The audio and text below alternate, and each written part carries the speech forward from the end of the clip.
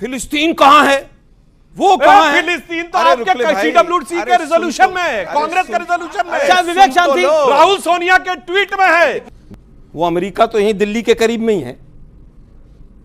तो अमेरिका में नहीं, मतलब अमेरिका में किसकी सरकार बनेगी वो तो यहां तय करेंगे हम, और हम फिलिस्तीन की बात भी नहीं कर सकते। यहां तय किया था।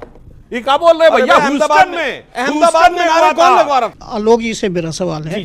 आलोक जी, आप बार बार ये जो कह रहे हैं कि हिंदू मुस्लिम के बिना कोई काम नहीं हो सकता बीजेपी का, तो हिंदू मुस्लिम तो सन 1947 के बाद ही हो गई थी। तो ये बंटवारा जो हुआ था हिंदू मुस्लिम के आधार पर हुआ था या कोई और विषय पे हुआ था, ये मैं पूछना चाहता हूं। सावरकर ने 1937 में टू नेशन थ्योरी दे दी थी कि नहीं दे दी? आप लोगों को पता ही नहीं है इस बात का। फिर ये कोर्ट में जाएंगे, फिर कोर्ट में। नमस्कार दोस्तों, स्वागत है एक और नए डिबेट में। दोस्तों आज का डिबेट बहुत ही मज़ेदार होने वाला है। दोस्त की डिबेट में कैसे कांग्रेस भ्रम और झूठ का परचम लहराती है और उस भ्रम और झूठ को किस प्रकार सुधांशु त्रिवेदी ने काटा है, इस वीडियो में आप लोग देखेंगे। दोस्तों कांग्रेस के प्रवक्ता ने फिर दिखाया कि इतिहास का अधूरा ज्ञान। कहते हैं कि वीर सावरकर ने 1947 में टू नेशनल थ्योरी दी थी। अब इनकी सांसें वहीं रुक जानी चाहिए क्योंकि चाहे कुछ और है। सावरकर ने 1937 में हिंदू महासभा के अधिवेशन में दो राष्ट्र की मांग कभी नहीं की। टू नेशन थ्योरी सबसे पहले 1930 में आलमा इकबाल ने दिया था और फिर उसे पाकिस्तान की मांग के रूप में मोहम्मद अली जिन्ना ने 1940 में पेश किया। तो सावरकर पर झूठ मरना बंद करिए। कांग्रेस का इतिहास खुद बंटवारे की जिम्मेदारी से भरा है। अगर सावरकर दो राष्ट्र के जनक होते तो जिन्ना पाकिस्तान के संस्थापक नहीं होते। इतिहास को इस प्रकार मत बताइए कि लोग भ्रम उत्पन्न हो। तो दोस्तों ये वीडियो अंत तक ज़रूर देखिए। वीडियो पसंद आए तो लाइक करें, सब्सक्राइब करें, कमेंट में अपनी राय ज़रूर दें। चलिए शुरू करते हैं डिबेट को। की बात होगी और कुछ नहीं होगा। ये नहीं होगी भाई वो 6 लोग जो मरे उसका एक्यूज्ड कौन था, इस पर कोई चर्चा नहीं करेंगे। एक मिनट रुक जाओ ना भाई, आपके बीच में ट्रेन ब्लास्ट यार आप रुक जाओ ना भाई जरा। दोनों साथ ही साथ आए जजमेंट। फिलिस्तीन कहां है? वो कहां है? फिलिस्तीन तो आपके CWC के रिजोल्यूशन में है, कांग्रेस के रिजोल्यूशन में। अच्छा विवेक शांति राहुल सोनिया के ट्वीट में है। भाइयों बहनों मित्रों, इस बार ट्रंप सरकार, वो अमेरिका तो यहीं दिल्ली के करीब में ही है। तो अमेरिका में नहीं, मतलब अमेरिका में किसकी सरकार बनेगी वो तो यहां तय करेंगे हम, और हम फिलिस्तीन की बात भी नहीं कर सकते। यहां तय किया था। ये क्या बोल रहे हैं भैया? अहमदाबाद में नारे कौन लगवा रहा था? ह्यूस्टन में हुआ था। अहमदाबाद में नारे कौन लगवा रहा था? 100 करोड़ रुपए टैक्स पेयर्स का पैसा खर्च करके वहां पर ट्रंप अपने फूफा को बुला के आज, एक मिनट रुकिए ना अंसार जी, रुकिए ना अंसार जी, रुकिए ना जरा। जी जनाब, पूजा भी हो रही थी। नमाज तो आप भी पढ़ी। अरे भाई सुनिए ना भाई, नमाज तो आपने भी पढ़ी थी। अरे भाई सुनिए ना, उनका पढ़ी थी आपने। उनका अधिकार है नमाज पढ़ना। अंसार रजा एक शांति, उनका अधिकार है नमाज पढ़े। बात यह है कि आज का जो विषय है वो ये है कि न्याय की नृशंस हत्या हुई है। अच्छा, आरएसएस के एक प्रचारक की मौत हुई क्योंकि उसके पास सबूत थे। अरे यही तो एजेंडा था जो हॉस्टाइल इसलिए हो गया क्योंकि उन पे जबरदस्ती दबाव बना के उनसे बयान लिए गए, वो बदल गए अपना बयान देने से। आपका पॉइंट क्या है? आलोक जी से मेरा सवाल है। आलोक जी, आप बार बार ये जो कह रहे हैं कि हिंदू मुस्लिम के बिना कोई काम नहीं हो सकता बीजेपी का, तो हिंदू मुस्लिम तो सन 1947 के बाद ही हो गई थी। ये बंटवारा जो हुआ था हिंदू मुस्लिम के आधार पर हुआ था या कोई और विषय पे हुआ था? गुड क्वेश्चन, ये मैं पूछना चाहता हूं। ओके वो कह रहे हैं कि डिवाइड तो देश 1947 में ही हो गया था। नेहरू जी ने हिंदू मुसलमान के नाम पे देश को बंटवा दिया था। पहले सावरकर ने 1937 में टू नेशन थ्योरी दे दी थी कि नहीं दे दी? चल झूठा, आप लोगों को पता ही नहीं है इस बात का। फिर ये कोर्ट में जाएंगे, फिर कोर्ट में जाएंगे। दोनों ने दी, दोनों सावरकर का कभी नहीं जाएगा कोर्ट में। लेकिन दुर्भाग्य व्हाट्सएप यूनिवर्सिटी सावरकर का नाम लेके जिस तरीके से झूठ बोल रहे हैं, एक आदमी है ना कोर्ट में भैया।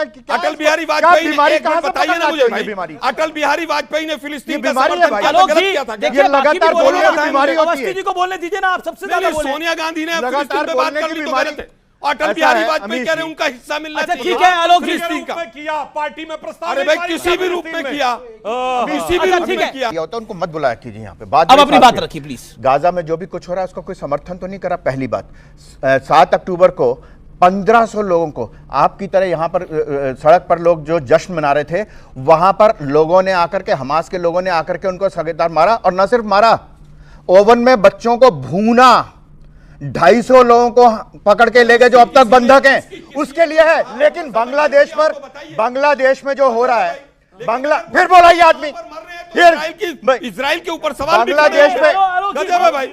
ईरान ने अमेरिका के घुटने टेक दिए। बोल ही नहीं पा रहे, 2 दिनों में बांग्लादेश में जिस तरीके से हिंदुओं पर एक दिन कोई बैग लेके निकला, बांग्लादेश पर नहीं निकला ना कोई। ये क्या बात है? एक सेकंड, चूड़ियां पहनना कोई गलत बात नहीं है। यहाँ पे महिला बहनें मेरी खड़ी हैं, चूड़ियां पहनना कोई गलत बात नहीं है। गजब है भाई। चूड़ियां पहनती हैं, चूड़ियां मजबूती का संकेत है, कमजोरी का नहीं। किसने पेश की थी पहले बता दीजिए।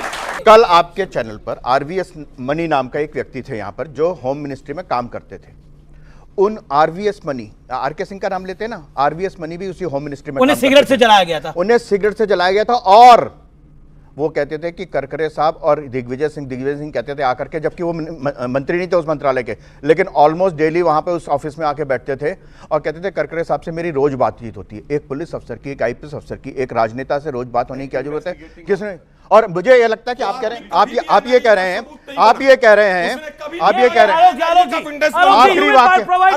आखिरी वाक्य, ठीक है, ओके, बोलने नहीं दे रहे हैं, लगातार बोल रहे हैं। झूठ पे झूठ बताना चाहता हूं, झूठ पे झूठ क्या है? इशरत जहां केस में इनकी सरकार पहले कह रही थी इशरत जहां आतंकवादी है, सीबीआई आईबी दोनों कह रहे थे, अचानक सीबीआई यू टर्न लेती है, कहती है आतंकवादी नहीं है, और इनकी सरकार की आईबी कहती है भारत के इतिहास में केस है जहां पर एक ही सरकार की दो एजेंसी एक दूसरे के खिलाफ बोल रही है।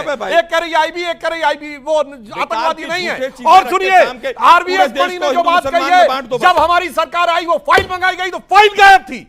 खिसियाहट देखिए। ओके, पूरे 1 घंटे में केस के ऊपर, जो भी बोल रहा हूं, केस के ऊपर कोई बात नहीं, तो काउंटर कर लीजिए। केवल हिंदू मुसलमान, आलोक जी, हम करते हैं हिंदू मुसलमान, ये करते हैं केवल मुसलमान, केवल मुसलमान, कराची चले जाएंगे। अरे बाप रे, ये तो धोती खोल रहा है। कहीं और चले जाएंगे, केस पर बात नहीं करेंगे। अब मैं बात करना चाहता हूं। प्लीज शांत हो जाइए। देखिए, मैं सिर्फ फैक्ट बोल रहा हूं। ये कहते हैं 2 नेशन थ्योरी। अरे भाई, पहलगाम हमले से एक हफ्ता पहले आसिम मुनीर खुद बोल दिया कि 2 नेशन थ्योरी में हम हिंदू मुसलमान कौन थे, हम साथ नहीं रह सकते थे, इसलिए पाकिस्तान ने अलग किया। भाई, मुलजिम ने अपना इल्जाम स्वीकार कर लिया, आरोप उसके बाद मानने को तैयार नहीं। और फैक्ट बोलता हूं, सुनिए, सर सैयद अहमद ने दिसंबर 1887 में लखनऊ में और मार्च 1888 में मेरठ में दिए गए अपने भाषण में कहा है हिंदू मुसलमान 2 अलग अलग कौमें हैं, 2 नेशन हैं, ये साथ नहीं रह सकते। और तब सावरकर साहब 4 साल के थे। उससे पहले एक किताब लिखी है सर सैयद अहमद खान ने, रिसाला-ए असबाब बगावत-ए हिंद। कुछ नहीं पता होता है, सिर्फ आके चिल्लाना। एक फैक्ट बोलता हूं ना, मेरी बात पे भरोसा करिए नहीं की, जाइए एक चेक करिए। अगर सर सैयद अहमद ने नहीं बोला होगा तो मैं अपना बयान वापस लूंगा, और मैं वापस अपना बयान कर रहा हूं। मैं ये बात रखना चाहता हूँ, क्या समय नहीं आ गया कांग्रेस के पास कि भगवा आतंक शब्द जब एक्सपोज हो गई है कांग्रेस, तो इसके लिए माफी मांगे, ताकि वो जो है ये हिंदू विरोधी जो छवि उसकी देश में बन रखी है और जो घाव हिंदुओं को दे रहे हैं उससे कम से कम थोड़ा राहत तो मिले। ओके ओके, आपका क्या सवाल है? मैं आपसे भी सवाल है, तो आपका क्या सवाल है? खड़े होके कांग्रेस मानती है उसकी बयानबाजी से एजेंसियों को गलत दिशा मिली और जो आतंकवादी है जिन्होंने एक बॉम्ब ब्लास्ट कराया है वो अभी भी फ्री डोल रहे हैं। ओके ओके, आपका क्या आपका आरएसएस से भी सवाल है? ये कह रहे हैं कि इनको अभी इन्होंने बोला कि मुस्लिम है तो आतंकवाद हो रहा है। ओके ओके ओके ओके, इन्होंने ऐसा नहीं बोला शायद। मैंने क्या कहा? ये सुधांशु जी, भाई आपके दिमाग बीजेपी और आरएसएस से सवाल है।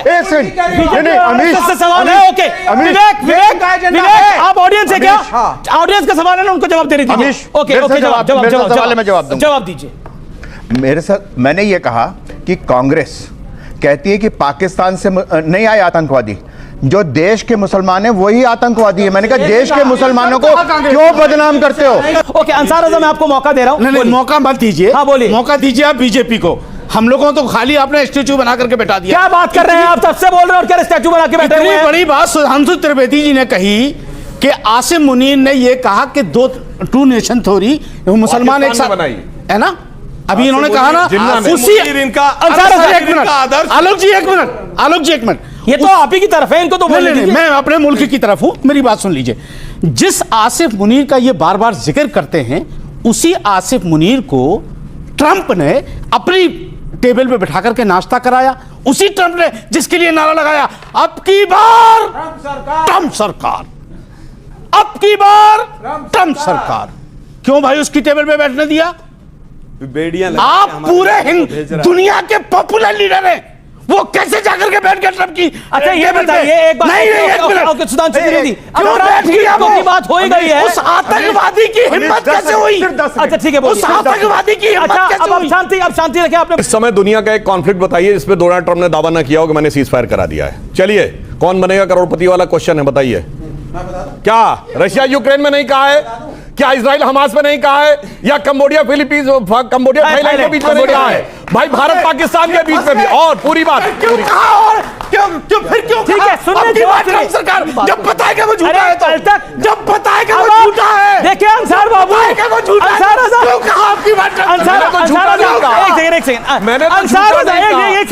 अंसार रजा कल तक इस्लामिक मामलों के जानकार थे, पॉलिटिकल मामलों के जानकार थे, अब इकोनॉमिक और इंटरनेशनल मामलों के भी जानकार हो गए हैं। अरे सर, मैं आरएसएस की किताबें थोड़ी पढ़ता हूं, मैं दुनिया की किताबें पढ़ता हूं, मुझे सारी नॉलेज है। अरे अब आप चिल्लाइए मत, अब आराम से चिल्ला रहे सर, इत्मीनान और सुनिए, और जो मौलाना साहब का इल्जाम है, ये तो इल्जाम कितना हसीन है सर। इल्जाम वो आपके ऊपर क्या इल्जाम? मेरे भाई हैं आप सर, अपने कैसी बात करते हैं? अपने टर्न पे। दूसरी सुनिए, ये कह रहे हैं कि मोदी जी ने जाकर वहां पर ट्रंप की सरकार बनवा दी। नहीं, मैंने ये नहीं कहा।